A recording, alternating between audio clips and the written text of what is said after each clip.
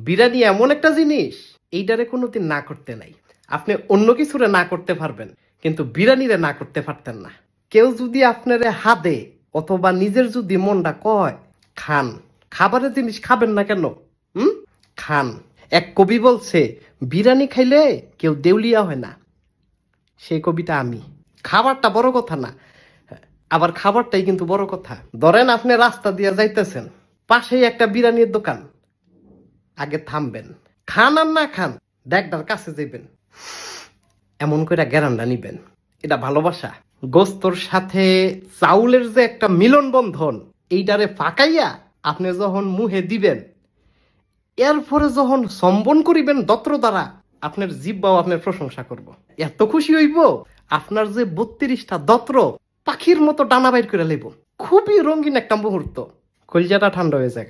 এটারে না করতে নাই। হইতে পারে আপনার ডায়াবেটিস বা হাই প্রেশার, এলাকা আপনি বিরিয়ানি খাইতেন না, বিরিয়ানি বুঝছেন, বিরিয়ানি খাইতেন না।